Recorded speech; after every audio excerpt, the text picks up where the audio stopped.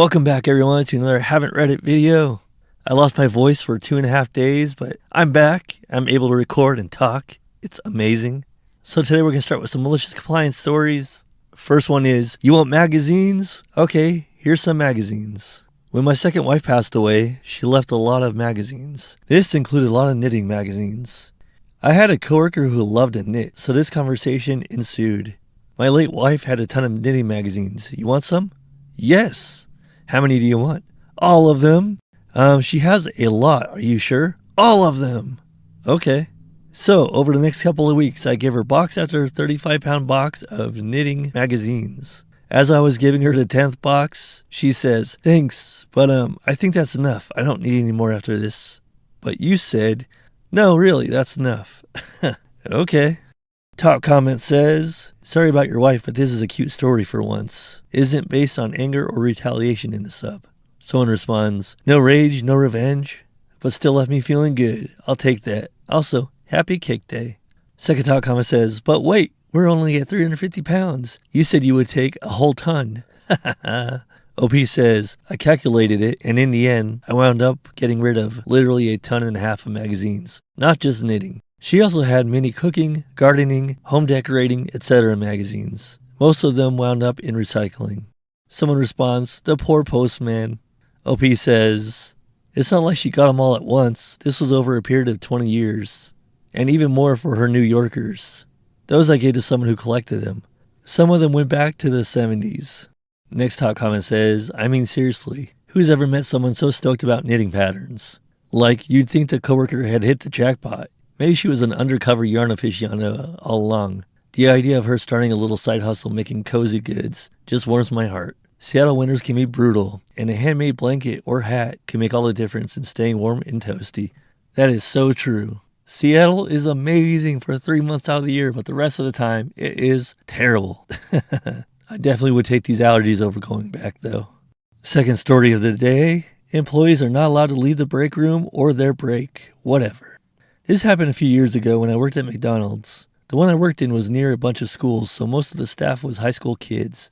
As summer vacation started, we began having the trouble of an employee getting break and then spending their break eating their meal and conversing with their friends who were still working in the kitchen.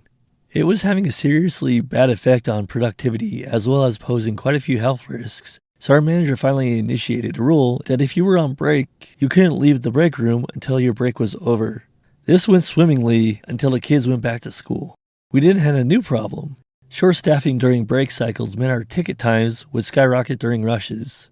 Management lifted the rule so that employees on break could clock in early and help out with the rush. However, the district manager didn't like the implications of employees working shortened or no break shifts and forcefully reinstated the rule. They also doubled down by saying that employees who tried to work during their scheduled break would be written up and or terminated for doing so. QMC. The date was 4/20, a day when nobody wants to be working at any fast food place, much less McDonald's. We had been getting slammed so hard from the open of the store that we called in extra help from other stores, including the regional and district managers. As the break cycle began, the management was pleased with the sub 2-minute ticket times they had managed to maintain. A few breaks through, and we were managing well. Then came my break. As soon as I sat down to eat, someone came into the store and ordered 47 double quarter pounders. This was right after the fresh initiative, where all quarter pounders were made fresh, so this was already a minor panic. Immediately after that order, someone in the drive-thru ordered 75 20-piece nugget meals. The amount of panic in the kitchen was palpable. I was comfortably lounging in a chair browsing my phone and enjoying my meal while the kitchen struggled to keep up with the orders. As ticket times began to soar, the management did exactly what I expected. District manager came into the break room and demanded me to end my break early and help in the kitchen. My response was very simple. I'm sorry, but according to the rules you made, I can be written up or terminated for completing your request. I then continued browsing my phone, trying to enjoy the last 10 minutes of my break. The regional manager entered the room and said that he would personally terminate me if I didn't go do the thing that I wasn't supposed to do. The other employee, who was on break with me, immediately rose and clocked in despite still having 10 minutes left on her break. She was written up for breaking the rule after the shift was over, so I felt good sitting in my chair and continuing to ignore them. Are you serious? She was written up? Man, that should be a lawsuit. These people should be going to jail. You're allowed to take a lunch break by law. The full 30 minutes. In the aftermath, the people who made the giant orders took what was made after half an hour and left with refunds for the unmade food, nearly $150 each. Customers who were waiting for smaller orders were compensated with gift cards for their patience, yet many walked out without even getting their orders. We paid out nearly $1,500 in gift cards. Because customers were walking out on orders without collecting them, we had nearly $5,000 in food waste that night. All of the closers went home with nearly 2 bundled boxes of burgers, fries, and nuggets. Regional and district manager were moved to a different region. The rule was edited to say discretion in the event of a rush. Because I was the only employee who held his ground against the regional and district manager during the rush, I was rewarded with free meals and drinks until I moved away from my hometown and couldn't eat at that McDonald's anymore. Although when I come to visit friends, I usually get rung up a manager discount by the few employees who still remember me. Top comment says, your manager should have refused to fill such large orders. Every reasonable restaurant has some sort of, if your order is more than 8 people's worth of food, you have to call it in advance rule. Someone responds, if I order 47 burgers without calling ahead, I won't be mad if the answer is, okay, that will be ready in 2 hours. Come back then to pick it up. Someone else responds, McDonald's back in the double aughts was greedy. Next top comment says, just think, they could have prevented this by having a policy of big orders need 24-hour notice. Next top comment says, no break shifts are illegal, and if you're forced to leave your break early, you're supposed to get another full break. The day after your malicious compliance, you should have gotten in contact with the labor board. Someone responds, the first part is federal law. If your break is less than 30 continuous interrupted minutes, it doesn't count as an unpaid break. But the second part depends strongly on the states. Some states have no laws at all about how many breaks are required. It's so true. If you're in Texas, for example, it's not required that you take a break. But if you do take a break, that break needs to be 30 minutes uninterrupted. People need breaks. I say, fuck any company, no matter the law, that doesn't give your employees breaks. Next story, Grill Tyrant tried to hog the spotlight, so I smoked him out with a sneaky twist. So last summer, I'm at this neighborhood barbecue. Sun's out, beers are cold, and I'm ready to flex my smoked ribs game. Think tender, smoky perfection that steals the show.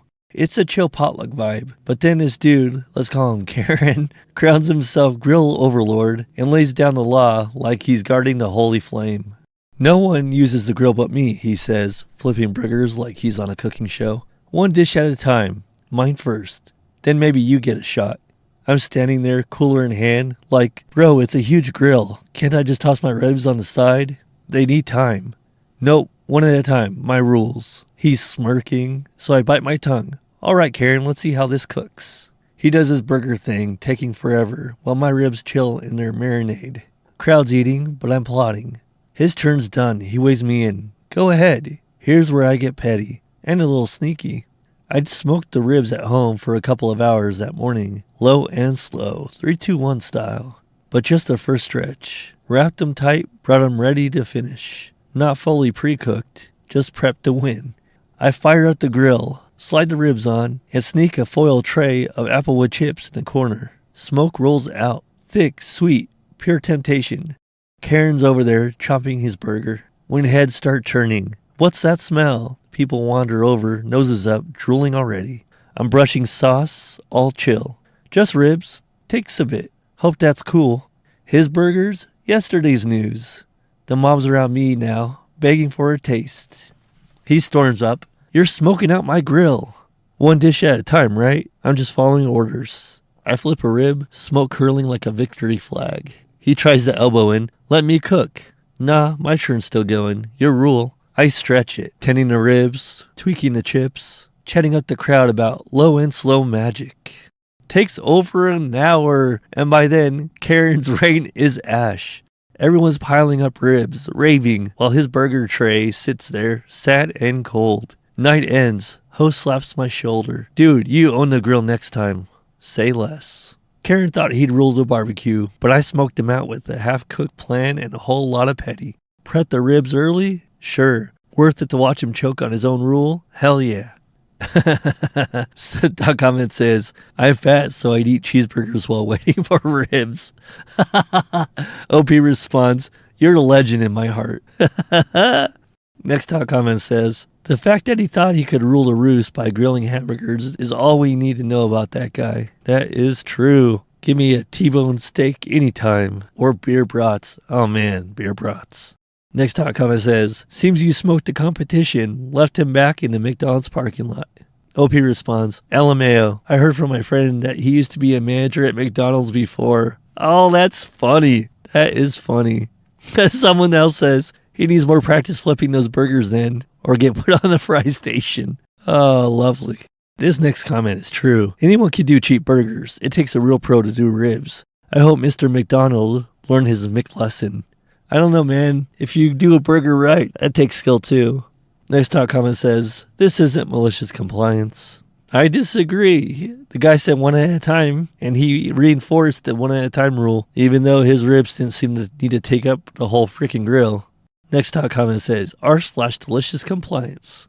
Thanks for listening, everybody. I think that's as much as my voice can take today, but I will catch you later in a couple days. Hope everyone had a great weekend and is having a good start to this week. I really appreciate you all watching my videos. Bye.